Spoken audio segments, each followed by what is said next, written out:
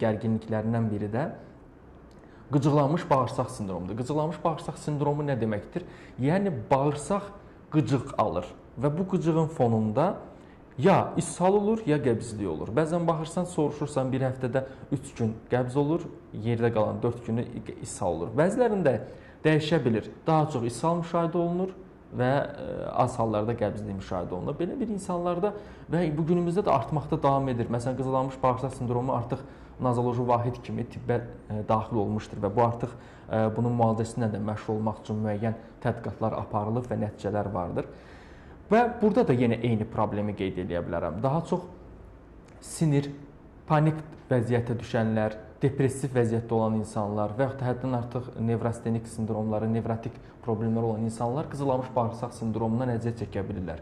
Bu dönəmlərdə də, məsələn, bəzən gələn xəstələrdən anamnez topladıqda onların əksəriyyətində panik atak meydana gələ bilər, panik atakdan dolayı yarana bilir və yaxud da kimdəsə psixoloji tərəfdən, nevroloji tərəfdən yanaşı olaraq bəzən xroniki bağırsaq problemindən əziyyət çəkənlərdə, məsələn, uzun müddət qəbizlikdən əziyyət çəkirlər və yaxud da yoğun bağırsaq əməliyyat olunur, əməliyyat olundan sonra heç bir problemi olmadan insan yenə də gündə ya ishal gedir, ya qəbizlik gedir, ya ishal gedir, ya qəbizlik gedir və bu şəkildə qıcıqlanmış bağırsaq fonu müşahidə oluna bilir. Və bəzən hamiləlikdə keysəriyyə əməliyyatından sonra belə sanki qıcıq yaranıb deyə insan öz beynində bu cür yaranır və qıcıqlanmış bağırsaq sindromu kimi yenə gah ishal və qəbizlik şəklində özünü göstərə bilər. Yəni ginekoloji xəstəliklərin xroniki fonunda belə yarana bilər. Həmçinin həzm sisteminin, bağırsaqların özlərinin xroniki xəstəliklərində belə bu tipli hallar yarana bilir. Və bəzən hər hansı bir parasitar xəstəlik keçirdib, qurt xəstəliyindən müalicə olub, amma müalicə olunub, bitib, hər şey yaxşıdır, hər şey bitib, amma yenə də bu eyni fon qala bilir. Burada da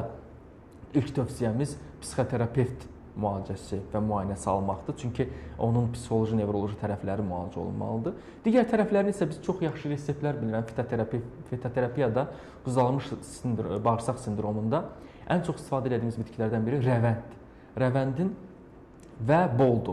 Rəvənd və boldunun yarpaqları götürülüb dəmlənib istifadə olunur və yaxud da onlar doğranılır, toz halına gətirilərək, hərəsindən 10 qram götürülərək 100 ml qaynar suda dəmlənilir. Dəmləndikdən sonra o su, toz qarışıq daxilə qəbul olunur. Qıcıqlanmış bağırsaq sindromu üçün çox gözəl bir resept qeyd edəcəm. Bunu hər kəs istifadə edə bilər. Yəni həm ishal, həm qəbzlikdən əziyyət çəkən insanlarda götürülür melisa bitkisi, yəni limon otu və yaxud da bədrənc otu kimi də adı səslənir. Daz otu bitkisi, melissa, istiotlu nanə yarpağı və boymadərən.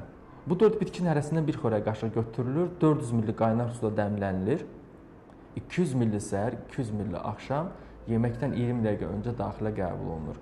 Burada dozalanmaya mütləq fikir vermək lazımdır, mütləq həkim nəzarəti altında etmək lazımdır. Çünki bəzilərində ishaldan daha çox qəbizliyə dolayı olacaq problemi varsa, biz bu reseptdə dəyişikliklər edə bilirik. Məsələn, boymadərən kətan toxundan əvəz oluna bilir və yaxud da bəzilərində qəbizlik daha çox ishalla müşahidə olunursa, bu zaman reseptə əlavə olaraq çoban yastığını əlavə edə bilirik.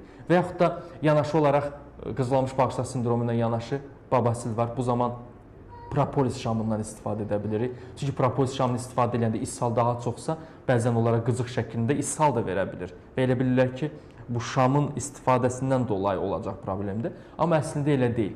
Çünki ishal və qəbizlik sayıları nə qədər olur, o önəmlidir. Günümüzdə çox insan qəbizlikdən əziyyət çəkə bilir və qəbizlikdən əziyyət çəkmək qıcıqlanmış bağırsaq sindromu demək deyil. Onlar bəzən bağırsağın depressiyonundan sonra da ola bilər, hətta bəzən bağırsaq əməliyyatından sonra da ola bilər və yaxud da bağırsaq uzun müddət qəbzlə müşahidə olunur və xroniki hala keçə bilir.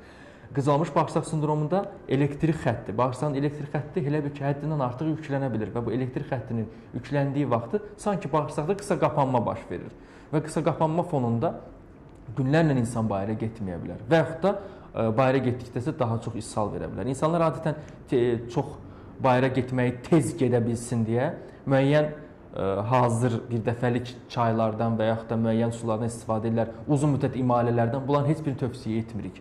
Və fikirləşin ki, bu bağırsağın aşağı şöbələrinin işini artıra bilir. Bağırsağın yuxarı şöbələrinin bizə lazım olacaq həzm funksiyasının axıra qədər getməsinə təsir göstərə bilmir. Ona görə yerli deyil də biz daxilə qəbulda, müalicədə belə həzm sistemini tam olaraq qoşuruq. Bəzən öd kisə problemi də buna qoşula bilir. Sonra yanaşı olaraq mədalatı vəznində öz funksiyası pozularsa,